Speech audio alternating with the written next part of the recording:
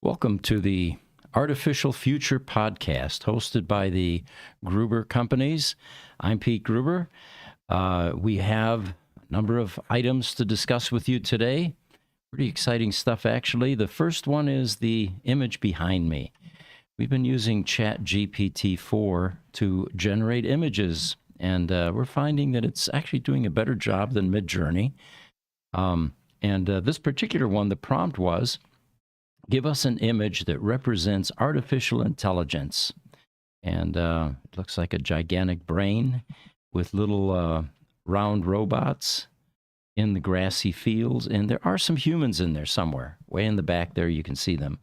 So it does look like planet Earth. And we always try to pick a cool backdrop for these podcasts. So one of the first things that's pretty exciting that happened this week was ChatGPT with voice is now available to all free users. You can download the app on your phone and tap the headphone icon to start a conversation. And I've been using it most of the week, actually. It's much easier than, typing, of course, and it reminds me of what I do with Alexa when I get home, or Siri on my phone. You can actually use voice commands and get voice responses. Cool new feature that's available for those of you interested. It's an application.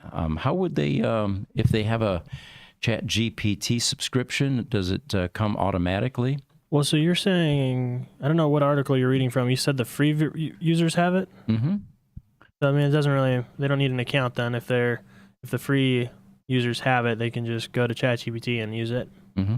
Yeah, this was a Twitter tweet. X post saying that from OpenAI that ChatGPT with voice is now available to all free users. So give it a shot. I think you'll like it. Have you, when you've been using it this week, how does it compare to like using Siri, or how do you interact with it? Oh, infinitely different. It's eerie. It's like talking to a human being. Is it really? Yeah. Yeah, nice. And I've got other examples of that when we get into the build your own ChatGPT. And that process was, again, eerie because it kind of reinforces the fact that there's something far more intelligent than Alexa or Siri behind the veil or behind the curtain. Yeah, how do you call to it? Is it similar to Siri, like "Hey Siri," and then it pops hey, up? ChatGPT or something? Yeah, actually, with the voice-generated version, there is a pair of headphones. There's a headphone icon. So you just open the app and tap on the headphone icon.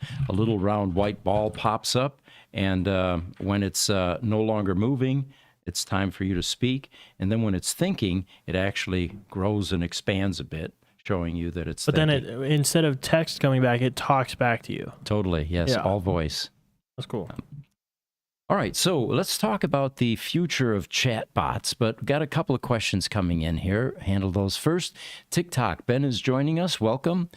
He said, I just yesterday got an AI image app. It's pretty neat. Yeah, it's like, it's addicting. And I find myself just playing with it for an hour or two, and then I ask myself, why did I just waste an hour or two on this? It's highly entertaining, though. Yeah. Facebook, Rafa Winata says, hello, I'm from Indonesia. Well, thank you for joining us. We've got people from all over the planet on these podcasts. And for those of you chiming in, let us know where you're from. It's always interesting to the rest of the viewers what kind of a global reach these tools have, these podcast tools. So talking about now the future of chatbots. Here's an article that says that chatbots are poised to play a transformative role in the future of the internet, revolutionizing the way we interact with information and services online. Their ability to engage in natural language conversations and provide personal assistance will make them an indispensable tool for business, consumer, and individuals alike. And then they talk about these different categories. For business, chatbots can serve as virtual customer service reps, providing 24/7 support and handling frequently asked questions. They can also be used to collect customer data, identify leads, and even close sales. Chatbots can also personalize the shopping experience, recommending products and services based on individual preference. And you've probably noticed that when you're on social media, it tends to curate your interest. You know, yesterday you typed in, look for a particular product, and the following day you've got all kinds of ads streaming in. So someone's paying attention, listening, and watching your preferences. Well, that thing that it said in that statement there was about customer service reps and sales reps. Did you want to talk about that? I don't know if we've talked about that on this podcast yet, how you used it to show our sales manager. We can, yeah. In fact, we can move right into that. Let's do that. So once I got my voice, chatbot capability, I sat with 3 managers who are running call centers here in our businesses, and I wanted to show them what the capabilities were. So I asked, for example, in one division, which our critical power division, which handles service agreements and service on critical power equipment. And my prompt to the voice chat was, we have a customer that has faithfully renewed their service agreements year after year. And this last year, we did not get a renewal. A company came along that had a better price, and the customer went with that company. How should we deal with this? And what it came back with was a marvel. It was, my phone seems to be. You set that off on the chair or the ground or something. It's going through your mic. On the car. Okay. So it was amazing, the knowledge that it had and the strategic thinking it was capable of in how to handle a customer like this. And it encompassed not just the obvious things. We'll call them, talk to them, find out why they made the change, but the psychological elements. You don't want to make the customer feel guilty. You want to leave the door wide open. And it went through a number of different strategies like this with myself and the manager sitting there. And after it got done, the manager said, how do we put this out on the sales floor? Make this available to our account managers. Well, so real quick, from your business perspective of 40 plus years, however long doing this, is that accurate that, you don't want to put pressure on the customer? There aren't effective ways to put pressure on it. Is this more of, I'm asking, is ChatGPT's answer more of like a politically correct answer, or do you think it was actually really accurate? It was complex and combinations of everything that you mentioned. And the first thought that came to my mind is we have dozens of salespeople here. And the people on our staff that would have been able to give this kind of a response to a customer, number maybe 1 or 2 in that group of people. Wow. They're the senior account managers. They're the most successful account managers. And ChatGPT, out on the floor now, is going to train our salespeople on how to be more effective. And there's another reason I say that. At the end of the suggestions on how to handle this customer, it then explained why it was orchestrating it in a particular order and how it was preserving the psychology of this customer. Is preserving the ego, in other words. Mm-hmm. Yeah, well, and even then, when you get the response, if you don't like it, you can always ask it, be a little more assertive or be a little less aggressive, or however you can do adjustments to it too. So, and that's the part that gets eerie. As I mentioned earlier, it's like talking to an intelligent human being, a mentor that is guiding a process. Mm-hmm. And I'm not used to that with Alexa and Siri. They're fairly rote process, dumb as a post, as I usually say at home. So that's how we handled that. And of course, that manager now is sold. We are now getting subscriptions for our account managers, and they will have augmentation. They will have ChatGPT 4 available at their desktops to handle situational, responses like this. I went to another manager in another call center here, and the question posed there was, we have a customer that used to buy lots of product from us, and we have a CRM so we can track what's happened to the business. And as we've grown, some of these customers have just been pushed by the wayside, unfortunately. An account manager leaves, the relationship has ended with the primary person that they had found here, and the business typically then migrates to other vendors or to our competitors. So the question in this case with this manager was, we have a customer that used to buy from us regularly. The account manager here left, and the business has dried up.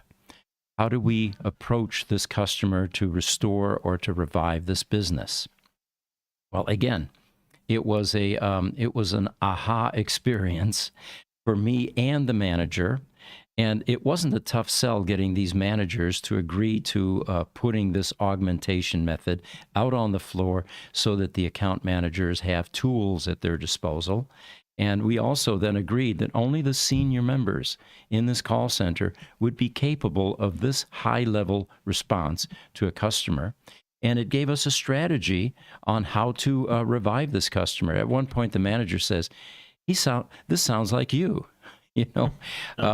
Talk to them. Don't email. Don't text. Humans still do business with humans.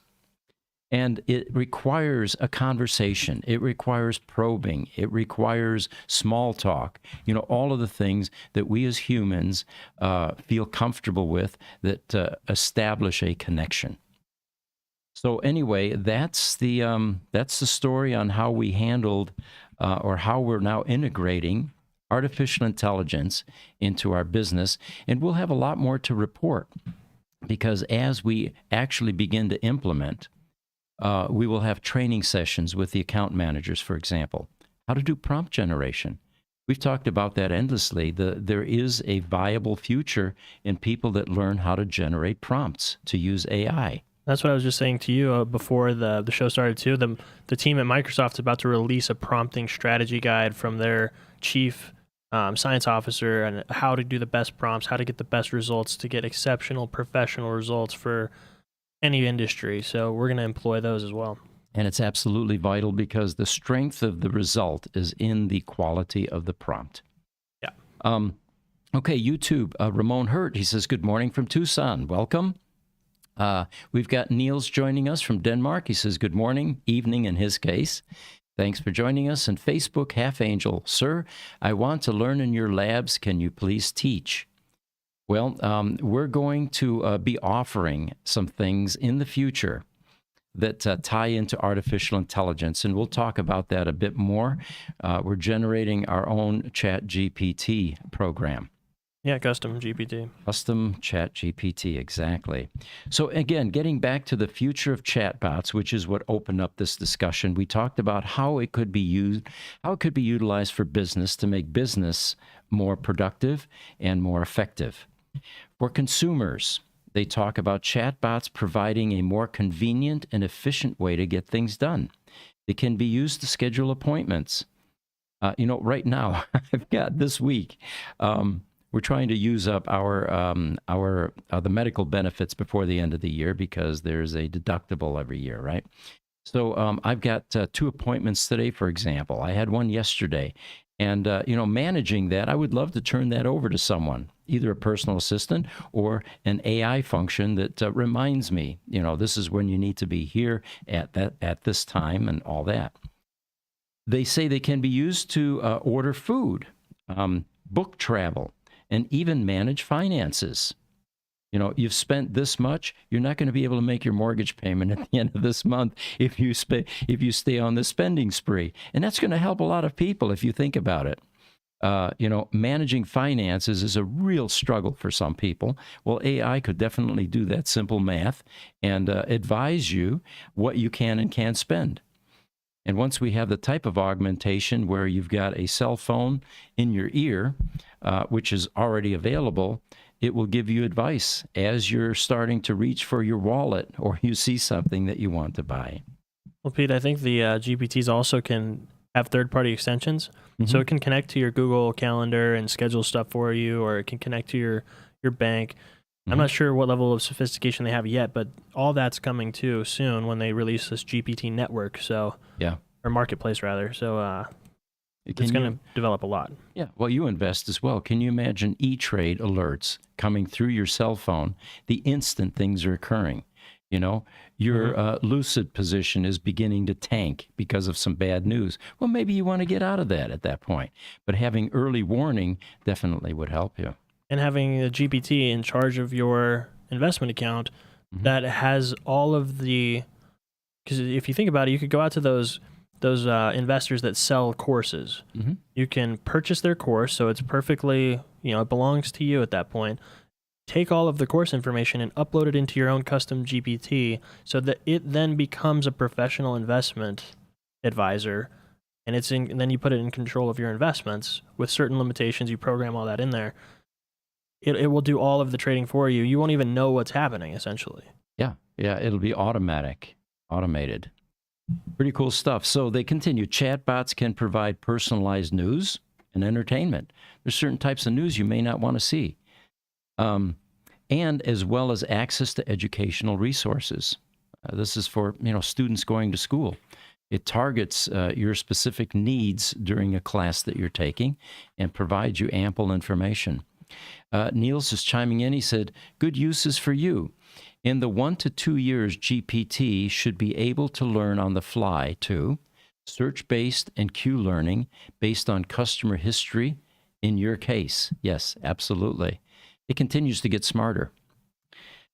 So then they here's some specific examples of how chatbots are being used today and how they could be used in the future. E-commerce chatbots can answer customer questions about products, recommend items based on browsing history, and even process payments. Most websites nowadays have a chat function. Well, that requires a human being somewhere to listen to a bell going off and then going to their, flat screen and trying to figure out if they can answer that question. Well, again, AI is far more knowledgeable because it has access to all of the tools within your company and beyond, outside the company. So there's a job that may go away. If you're a chat, an online chat person, that you may start looking for a different job because AI will eventually replace that. Education chatbots, they talk about those that can tutor students. And we talked about this. You're in a class of 35 kids in high school, right? Everybody's got a different learning style. Some are auditory, some are visual, Well, they can't quite accommodate all those, so you don't get the maximum results from the students in that class. AI would be an individual tutor, finely tuned to your own unique needs. And again, mankind would accelerate, improve, and become smarter. I use this ChatGPT function, not the custom GPTs, but ChatGPT itself, to do web development problem solving. I go to it every single time I run into an error now because it knows. It just has, especially now that they've enabled access to browse the internet. Whenever I run into, we do a lot with WordPress here and different plugins. When I run into issues, I go and I put that out there, and it knows specific API issues. It knows how to isolate issues. It knows how to return all the information, and it gives you a variety of options to try to troubleshoot it as well. So, it's a tool. It's a very valuable tool. Yeah, I've been troubleshooting websites for 12 years, and it thinks of things in an instant that I don't have any idea about. It's funny you mentioned that because this weekend I was working on the knowledge base in our CRM package, which is a Visual Fox Pro based program. And the reason we're staying with a Visual Fox Pro based program, for those of you that do any programming, it's been obsolete for 20, 30 years. But we have such a high degree of customization in the two programs that we use, both accounting and our CRM or our the customer relationship management software package that all the call center or the account managers work in, where they track their customers. It's very difficult for us to pivot into a different software because even though it might be faster, the amount of customization precludes that we should stay with what we have if it's working. All right. So this weekend I was working on the knowledge base. And I'm not a great programmer when it comes to Visual Fox Pro, but I muddle through it. And I usually rely on my co-host here, Mark Schaffner, who is a programmer and works in Visual Fox Pro. Well, he wasn't available. So I was stumped, and I needed to do a keyboard expression, and I had something in that wasn't working. I thought, like you, let me try ChatGPT 4. I can't imagine that it knows anything about a 30-year-old software package, Yeah. right? And it's going to help me with the code. It knew precisely what I needed. Knows all of it, yeah. 3 times it bailed me out, and it told me what was wrong with my code. Yeah. So again, it's and it probably learned every time it did it because AI, improves constantly. Well, let me tell you one about last night specifically. I was for a client that I was working with. I was connecting their API to a new payment processor, and it connected successfully, and it gave a 200 OK message, which means the API key worked. It authorized it, connected successfully. But for some reason, the application I was connecting to still threw an error and said, "There's a problem with this API. We received information in the response we didn't expect." I took all that and put it into ChatGPT. Even though it registered and said, yeah, this is correct, everything worked, it got a 200 OK message, you connected successfully, but here are 5 or 6 different things you can try to look into to see what may be causing this error to still happen. So even though it got a success message and everything points to it being successful, it still gave me a bunch of stuff to look into anyway, which ended up resolving the issue.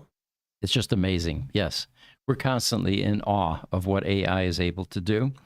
So they talk about troubleshooting problems, resetting passwords, and issuing refunds for a customer service chatbot with healthcare chatbots. Now, here's where it really gets exciting.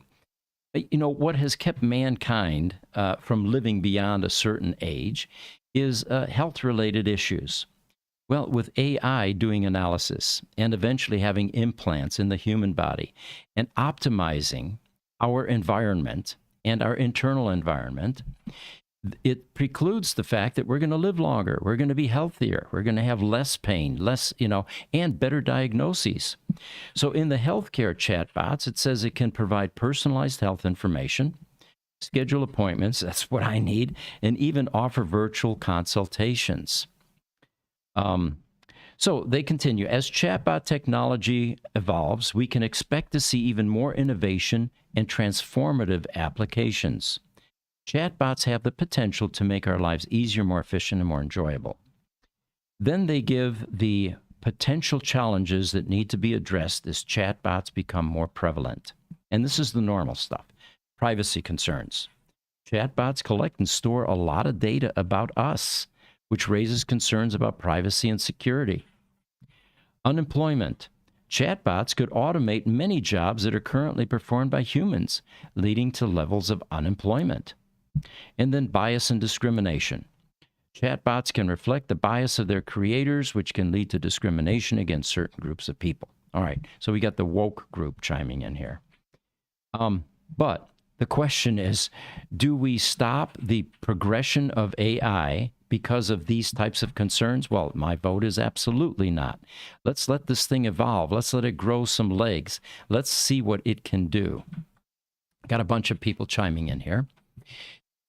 Niels from Denmark says there are already over 300,000 different open source large language models.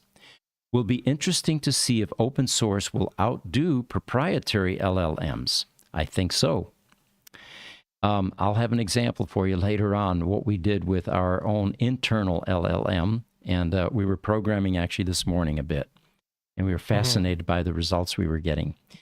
Facebook, Winding Hui View says hello, welcome, thanks for joining us. Facebook, Tim Wood, hello from Texas, thanks for coming back, Tim. And TikTok, Matt, can AI build me a real debrid copy? So that, I think, is a software that's used for downloading content from the internet. Pretty sure that it can. I mean, you're going to have to spend some time with it to figure out, basically reverse engineer that software, but I don't see why it couldn't. The session that I had this morning, and I'll continue to dive back into that, with the customizable GPT that we're now developing for our in-house use. Again, it was amazing that I was able to converse with this AI entity, basically. It was text at this point. I wasn't using my voice capability, but it was it just seemed like it was limitless. And of course, we're going to test to see where the boundaries are and where it breaks down. But from the session this morning, again, it was an amazing experience. Yeah, Niels is saying, how will AI help education if all the knowledge is already right under our noses? Suspect the bottleneck will remain the curiosity of the receiver. People knew more when one had to visit libraries. You know, Niels, that is my only concern with this proliferation of augmentation that we're undergoing now with AI. Will we become so lazy and the brain will no longer be exercised that we will essentially end up like the actors in the movie Idiocracy? I think it's going to be the opposite, though. I think that having ChatGPT and all the answers there makes people want to learn more, and they learn quicker. So they having the internet. Yes, you can get lost in cat memes and scrolling TikTok videos, but you're learning much faster than you would if you're just walking outside. I know that I'm not saying don't walk outside or go out and be in the wilderness, but if you're spending all day on a screen and you're just consuming content, you're learning whether you know it or not. You know, a visual just came to mind, Thomas Alva Edison. And he did 1,700 experiments to try to get the right filament for the light bulb and finally settled on tungsten, all right? Well, with AI, what if that process had been shortened tremendously rather than years worth of trial and error and research? He was given a solution fairly quickly. Might that then have given him a platform to continue to innovate into other areas? You know, later on came the phonograph and, all kinds of... There are no more roadblocks. Exactly. Yeah. Yeah. When you hit the wall, you get an answer instantly. And you're in partnership now with this level of innovation. Yeah. Yeah. All the information is there and it's much, much easier to receive. Facebook, Silverano Cardenas says, hello from Phoenix. Well, you're local. Stop by sometime. Gruber Motor Company. We do tours every day. You'll love it. It's the auto shop of the future. You'll see electronics everywhere. And what these cars really are, they look like cars. They have 4 tires and a cabin, but, what propels them is completely different. All right. So the potential challenges they talked about. Interesting. There's something that popped up this week, and I don't know much about it yet, but it is Q-Star. And OpenAI researchers have reportedly warned internally about a breakthrough AI discovery called Q-Star.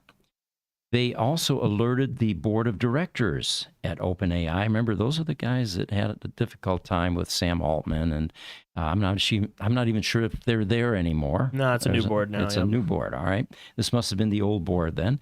But the researchers at OpenAI alerted the board that there may be an AI breakthrough referred to as Q-Star, potentially posing risks to humanity. That always gets inserted there somewhere, these disclaimers, without anything concrete. What risks? What is it going to do? How is it going to affect humanity? But anyway, so as reported by Reuters, this issue was mentioned in a letter to the board of directors and also linked to the firing of CEO Sam Altman. So maybe there's more information coming out about what transpired and what caused it. There is, however, they say, ambiguity over whether the board actually received this letter, and the function itself, Q-Star, is an algorithm apparently capable of autonomously solving elementary math problems not included in its training data. It represents a significant step forward towards artificial general intelligence, or AGI. And this breakthrough is attributed to the chief scientist at OpenAI, Ilya Sutskever, and further developed by Jakub Paczocki and Szymon Sidor, who showcased the advanced human-like reasoning capabilities of this new AI tool. So I'm sure more will come out about this. At this point, any attempts to contact OpenAI were unsuccessful. And the headline on a second article about this is the Q-Star Hypothesis, Tree of Thoughts, Reasoning, Process Reward Models, and Supercharging Synthetic Data. So we'll have to keep our eye on this one and see what this is going to evolve into, or how much more will be released. Niels is disagreeing with an earlier thought. He says brains develop in response to challenge, and if AI keeps giving answers, then that keeps children from thinking and building memory. But how is AI not challenging you by giving you more information to piggyback on? Right, the more information you're fed, you have to still internalize that. Just because an answer is in front of you doesn't mean you automatically internalize it. So you have to read it, you have to understand it, and doing that at a much more rapid pace is just a faster way of learning. I mean, it's just the way that it works. And we see this in children nowadays, especially people born after 2000, and how they just intuitively know technology because they've been raised with it. You're talking about 2-year-olds that have an iPad that know how to navigate it better than 20-year-olds. Yeah. It's just something that they're internalizing literally from the first moments that they're able to use the technology.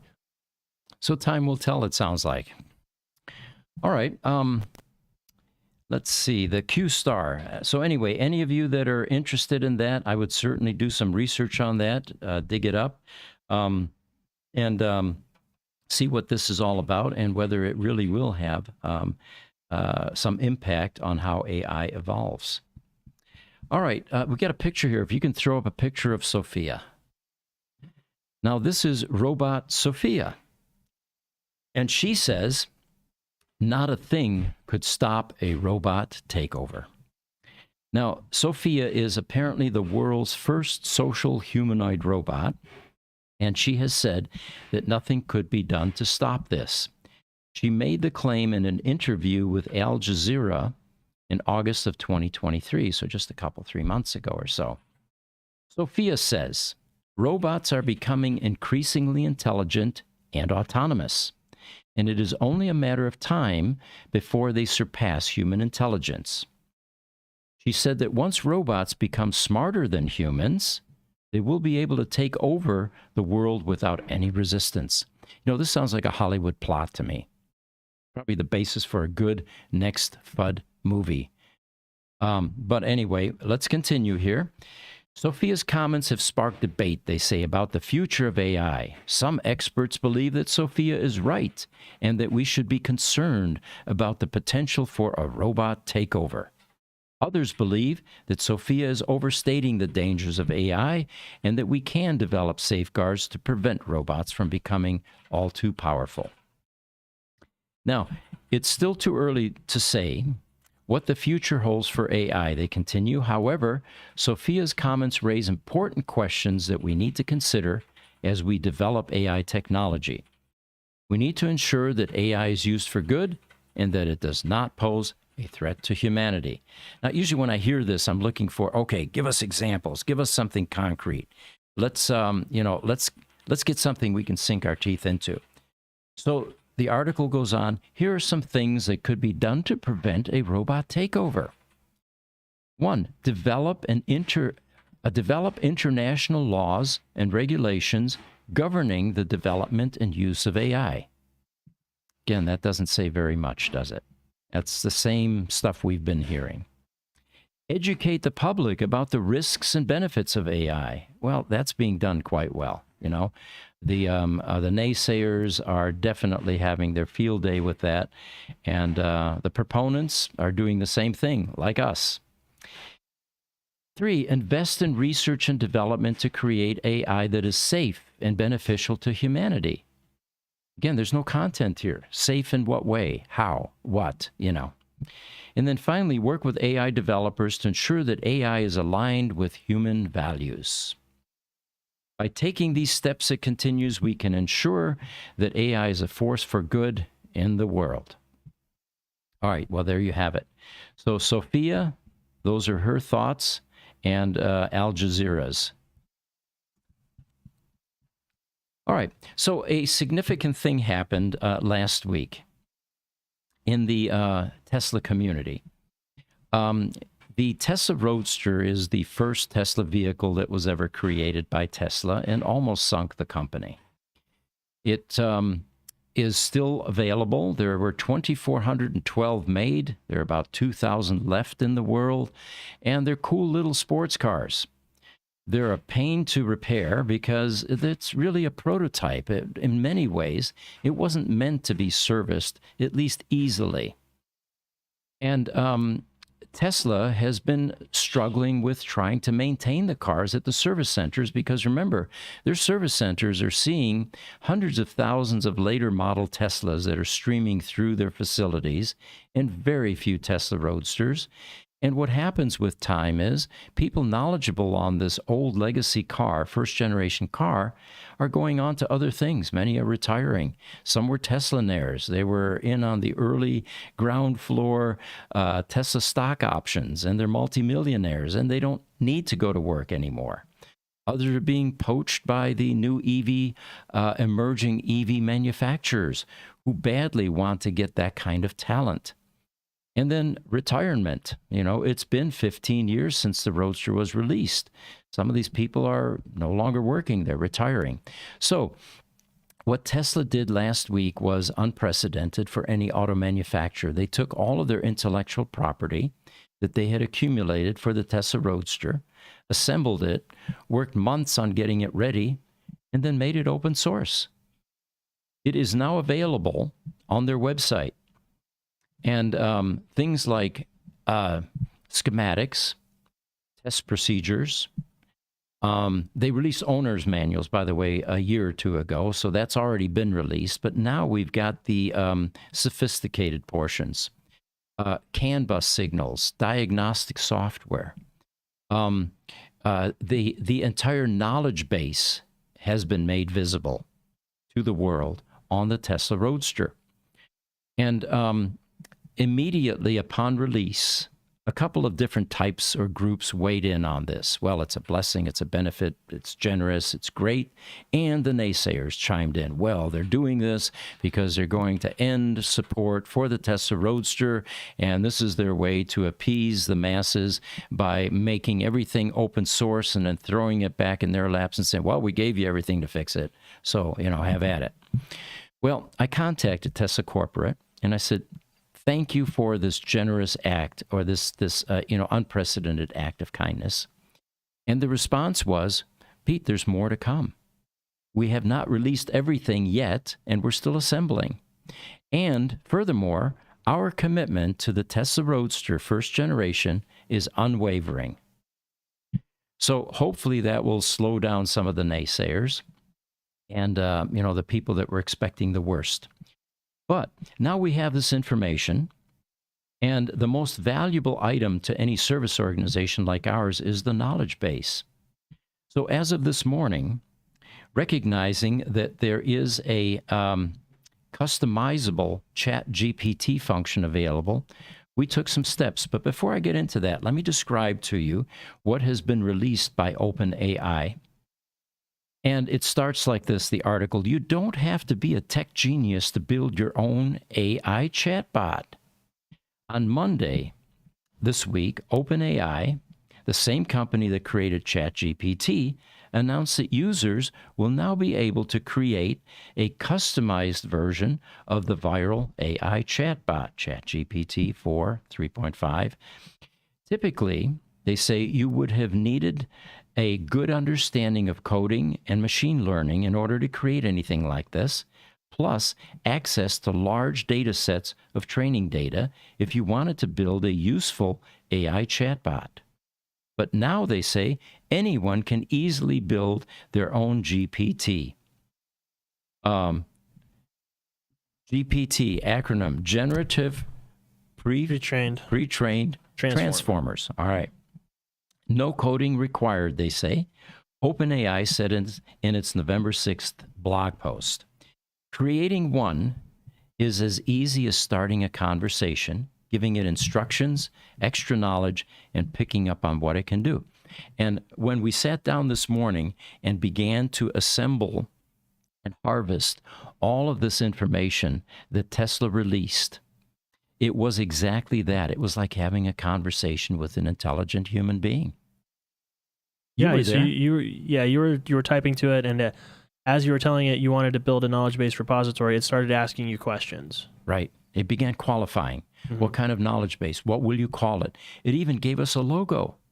And then it said, what are you going to call it? And I said, what would you call it? And it gave us a great idea, and we stayed with it. Mm-hmm.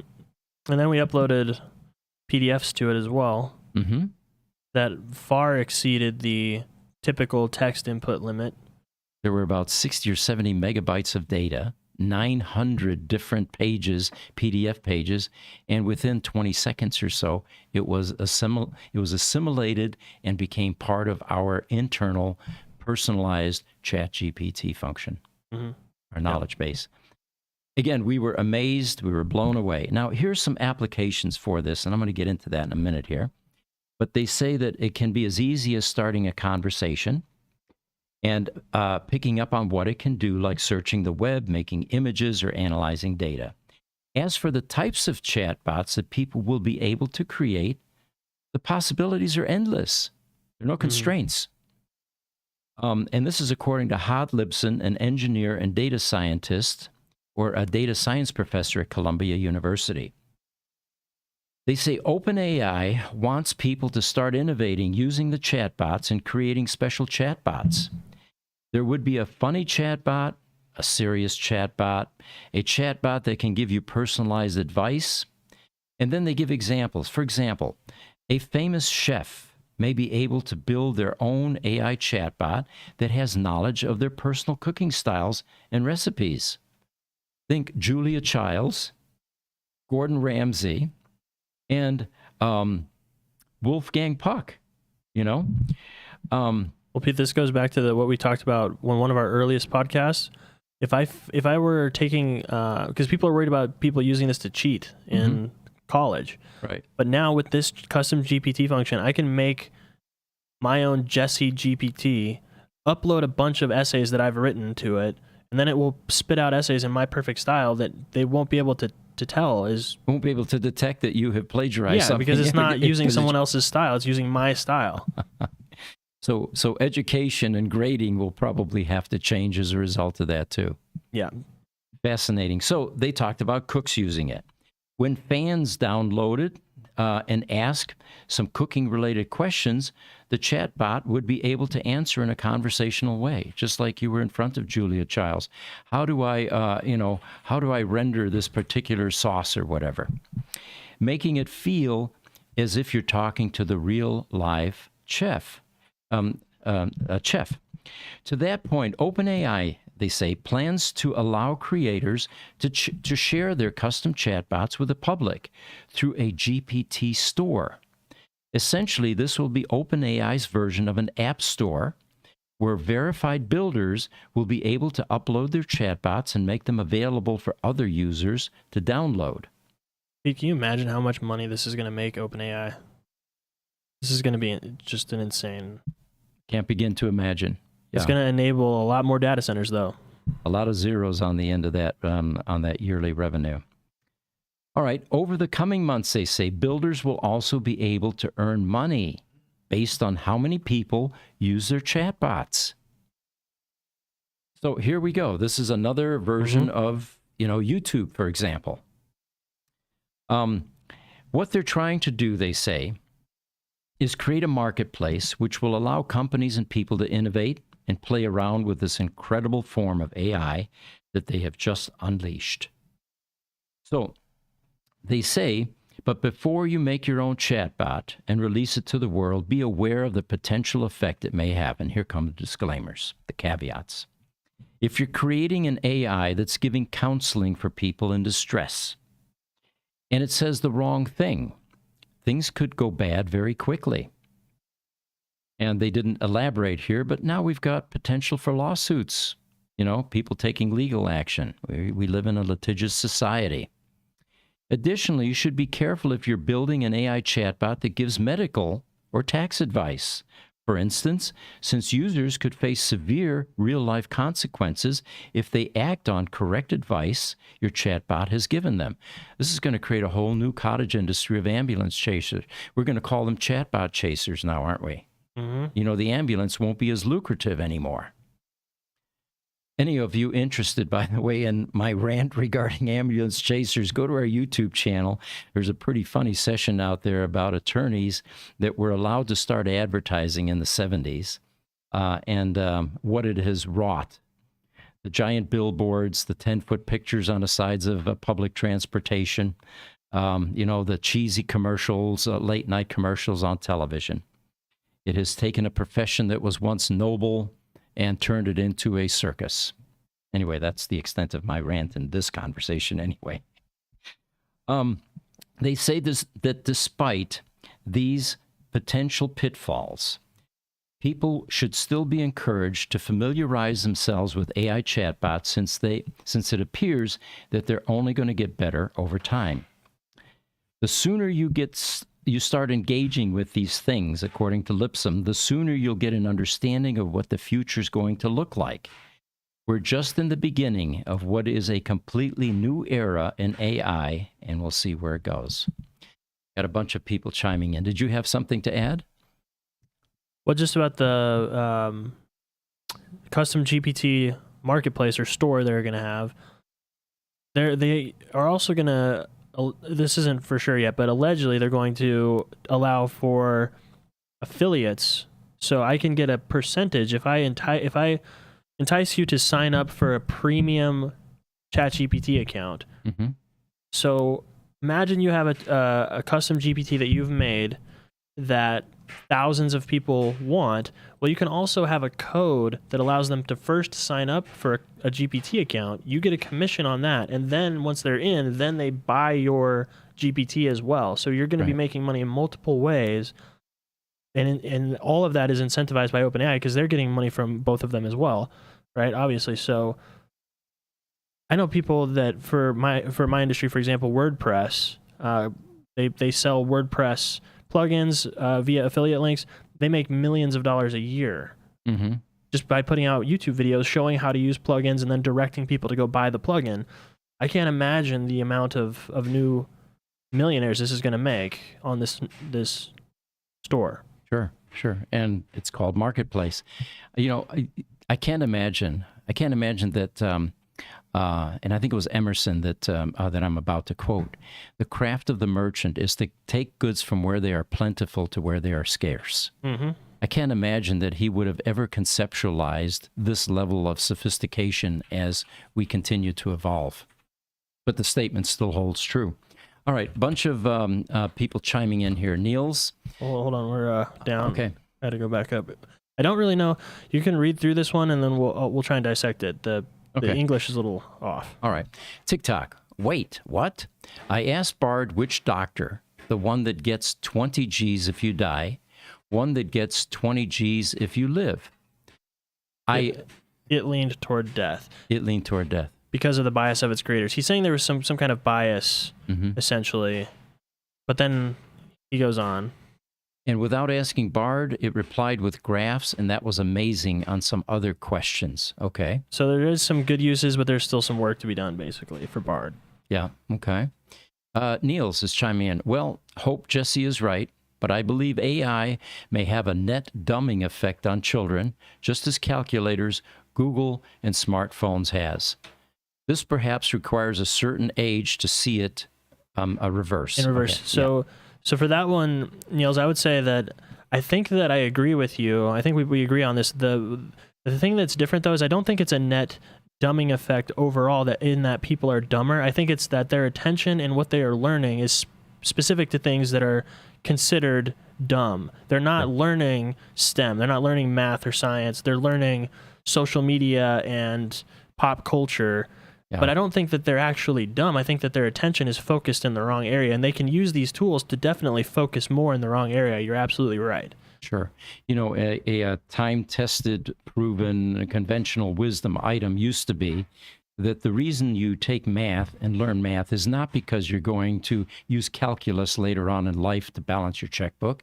It's because it exercises your left brain. It exercises the mind. Yeah. And without these kinds of activities that provide a certain level of exercise, neural exercise, there could be an argument that will begin to atrophy in some way. I mean, how many people do longhand math anymore? We use calculators. What's the point in trying to do longhand finding square root, for example?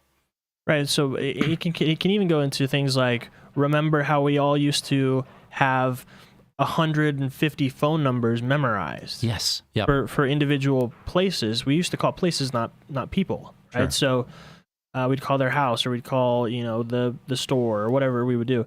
But now it's all saved in our contact list. Well, I don't feel dumber because I have a contact list. Right. I'm using that time for other things. You know, this reminds me of a college professor I had that had a theory called retroactive inhibition. And that theory was that the more things you try to remember, you're displacing valuable information, that you have a finite capacity, which, of course, could be argued. There's a lot of debate about that. Yeah, I think there is. All right, bunch more things coming in. YouTube. Niels, again, nice news.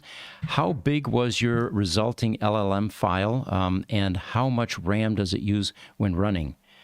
So those are things we don't actually have to worry about, which is the crazy thing. I don't know how. It has to be the store, and that's what I was saying. Imagine how much money they're going to make from this. All that's going to have to go back into data centers, because I can only imagine millions of people uploading data to train these GPTs. So not only is OpenAI getting all this information to for free from all these people all over the world that are uploading stuff and agreeing to their terms to upload this stuff, but they're the ones that are fitting the bill for the server space, the RAM, the usability, all of that. We don't have to worry about any of that, which is, that's mind-boggling to me. What we have is the actual PDF content, and we retain that. But what organized it now and made it accessible is on servers that are not in this building. Yeah. Ramon Hurd, perhaps if Neuralink makes a new way to interface with AI, people would be less scared of AI. Yeah. Well, yeah. You know, the fear is about, we tend to fear the unknown. It's just a natural human tendency. And again, education is definitely going to help with some of that. Niels is saying, how about coupling the large language model text output to a custom speech generator? It would be easy to make Julia Child speak to you. Oh, yeah. That's exactly what we were talking about. It does that. And he mentions ElevenLabs. It's actually on my agenda this morning. My son uses ElevenLabs. He's also into videos. And with a subscription to ElevenLabs, it will actually train on your voice, inflection, you know, pauses, all of that. And you could replicate Julia Child, and AI would actually be able to talk to you as Julia Child, or as me, or as anyone for that matter. YouTube, Ramon Hurd, people used Rolladex before we had contact lists. Yes, that's a good point. I still have one in my office. That's technically an augmentation too. Yeah, it was. Yeah. Glasses are an augmentation. Dentures are an augmentation. I mean, the list goes on and on. YouTube, Niels, yeah, sorry, I should say dumb, which can be anything. If one doesn't know things, it's hard to get ideas. If one cannot add numbers in the head, one will get cheated, and so on. All right. Yeah. So here's an interesting headline. Putin says Russia will develop new AI technology to counter the Western monopoly, which he fears could lead to a digital abolition of Russian culture. So this was apparently something that he released this week, and he talked about Russia's AI ambitions at a conference in Moscow on Friday last week. Apparently, Elon, who was reportedly going to be part of this discussion, it was fake news. And it was actually someone in Ukraine, according to an article that I just read, that was propagating this fake news. It would be hard to imagine Elon going to Russia, especially with the fact that he may have been or may not have been helping Ukraine in some ways. So Putin announced plans for a new national strategy for AI development to counter the West. Putin also said that existing AI from the West is biased against Russia. And so Russia is staking its claim in the AI arms race. At this conference in Moscow on Friday, Putin announced plans to develop a new national strategy for AI development. And he says, our domestic models of artificial intelligence must reflect the entire wealth and diversity of world culture, heritage, knowledge, and wisdom of all civilizations. Putin also outlined the goals of the new strategy in broader terms, saying that Russia will intensify its research into generative AI and large language models. And to achieve that, he said the country would scale up its supercomputing power and improve top-level AI education. Russia would also work to change laws and boost international cooperation to achieve its goals. Now, he had a script writer that was, this doesn't sound like Putin to me. I mean, what the hell are you doing in Ukraine? He outlined these goals, and then here's some interesting statistics. Putin, they said, lamented that existing generative AI models work in selective or biased ways, potentially ignoring Russian culture. Remember, propaganda and, hiding what's really going on is a very difficult proposition. They are often trained to solve tasks using English-only data sets or data sets that are convenient or favorable to the developers of these models. So he's feeling a bit left out and discriminated against. He says, as a result, an algorithm can tell the machine that Russia, our culture, science, music, literature, simply does not exist. He said, leading to a kind of abolition in the digital space. Well, it turns out that English-speaking countries currently dominate AI research. The United States, for example, and United Kingdom claim the top spots in ranking the highest number of significant machine learning systems. And this is according to Stanford's Institute of Human-Centered AI Research. The U.S. has 16 significant systems, the data centers, in other words. UK has 8, and Russia has just 1. Similarly, close to 300 authors of these systems come from the United States. Another 140 are from the UK, and only 3 come from Russia. So he's right. It looks like Russia is way behind the AI race. Yeah, I mean, which is interesting because Putin is the one who's often quoted early on when OpenAI was founded, I think, saying that whoever wins AI wins the world, I think is his famous quote. Which is probably what prompted Geoffrey Hinton, who is the British-Canadian AI researchers, also named the godfather of AI, saying that he's worried about bad actors like Putin using the AI tools that he's creating. All right, moving along into weaponizing AI. Our country, the Pentagon, is using AI, extending it into roles like piloting tiny surveillance drones and aiding Ukraine in Russia. This AI also predicts maintenance needs for Air Force jets and monitors adversaries' space satellites. It's called the Replicator Initiative, and the Defense Deputy Secretary urges rapid adoption of this small, smart, cost-efficient, and autonomous vehicle by 2026, called tiny surveillance drones. Got a comment here from Niels. He says, by the way, not storing numbers in my phone helps maintain my memory. All right, good point. He says, ElevenLabs has a bad bug. Longer translations will deteriorate in quality. Did not know that. I gave up replicating Pete because of that. That would be interesting. I've got to get my son Max to put me into the system. You know, the subscription to that is fairly inexpensive. It was, I think, $22 a month or something like that to ElevenLabs. But on Cyber Monday, you could get it for half price, which was $11 per month. We didn't pull the trigger on it because for us, doing videos is not just about voiceovers. It includes, visuals, B-rolls, and things like that. All right, now we get to ElevenLabs, the latest AI product announcement. Well, ElevenLabs introduces an AI speech-to-speech converter, allowing users to transform and control their voice, okay? This tool, they say, offers emotional range, nuance preservation, and consistent quality. Well, Niels is taking issue with that. He says the longer the translation, it deteriorates in quality. And then they say ensuring clarity and authenticity in voiceovers. It features a wide range of customizable voices, including the ability to create personalized voices. Users can fine-tune settings for stability, clarity, and style with applications across gaming, audiobooks, and more. Now think about it. Audiobooks would be a perfect application for this. You no longer have to pay the transcriber, whatever they call the person reading the book and providing a voice. Yeah. You simply feed this into Well, this is the same to one Max ElevenLabs. had mentioned, right? It is. It's the same one, yeah. And then you already saw this from Niels, I did, where yes. he was trying to duplicate it. I was going to try that too. I think feeding enough data in there, it might work, but... Well, there's plenty of data out on the internet with all the videos that we've been doing.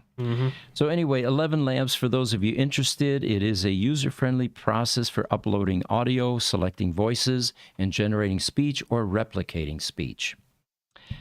Another news item, Bard, which is Google's AI chatbot.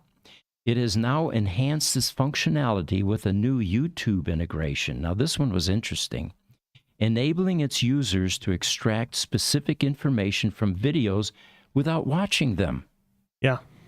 This feature, still an experimental, they say, can provide detailed summaries and answer queries about video content. While beneficial to users, and here's the caveat, it raises concern about its impact on content creators as it bypasses traditional viewing methods that generate revenue. So Google has yet to address these implications.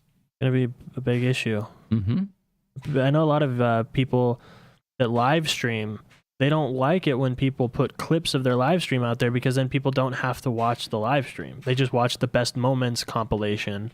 Interesting. And then, so this is like an even more invasive version of that.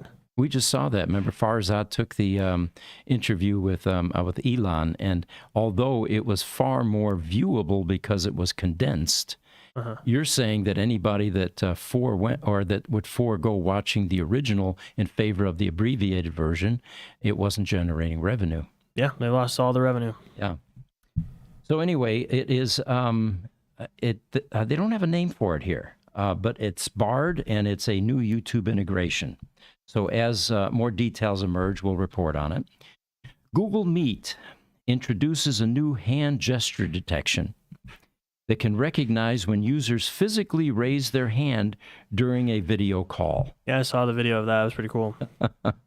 This update triggers the hand raise icon, alerting other call participants of the user's intention to speak, enhancing interaction and communication efficiency. Here's an interesting one, Dubecos, D-U-B-E-C-O-S. It is an AI dubbing application that translates videos into multiple languages. Using your voice, offering an easy and fast way to reach a global audience while maintaining the original emotion and inflection.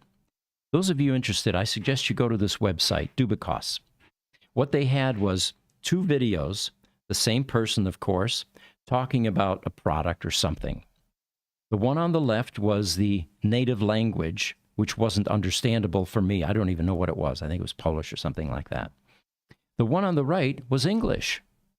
Using the same person, of course, the lip syncing wasn't synchronized, but everything came out in English on the right version. It immediately brought to mind, we've got almost 1,000 videos out on Gruber Motor Company. Yeah. If we took some of those and ran them through Dubecos into languages where the interest in electric vehicles runs very high, we might get a better result than the oversaturated U.S. market that we're in. So anyway, that is a cool program, and it will actually preserve the voice. It sounded identical. It was eerie how similar those, or how identical those voices were. All right. The rest of what I have here was basically some examples of the voice ChatGPT that we currently have, or I have on my cell phone. and how I was able to, within just a few minutes, convince managers of our call centers that this is a tool worth investing in, and that it's worth putting out on the sales floors in our call centers to make our account managers more efficient and provide a level of augmentation that they've never had before. Tutoring, coaching, email generation, response generation to situations, situational letters, and we feel it's going to make our account managers far more powerful. Yep. Niels is saying, I asked about your large language model resource usage just to hear if it might fit on a phone, because then your customers might use it offline. Yeah, so all of this is managed by OpenAI. So if you get the ChatGPT app on your phone and you're a paying customer to ChatGPT and you sign into your account, and then you pay for our access to our GPT through their store when that becomes available, then you'll have it on your phone. Yeah, it'll be anywhere that you can access ChatGPT. You'll be able to access their store and our GPT when that's released. Kind of like a automated live chat function. Take it with you. Cool. All right. You know what? We're coming to the end of our podcast here this morning. As always, I enjoy brainstorming with everyone out there. We thank you for joining us. We do these every Wednesday morning at 10 o'clock. And our next podcast is going to be Critical Power, Friday morning, 10 a.m. Mountain Standard Time, where a different team comes into the studio here and talks about our critical power products. We may be services. here tomorrow, though, too, for the Cybertruck event. Thank you. Yes. It depends on when the Cybertruck is released. It could be the end of the day as well. But so stay tuned. Look for us, and we may go live if this has significant content. And I'll try not to fall asleep on this one. Thanks for joining us. Okay. I'm Pete Gruber. We'll see you next time.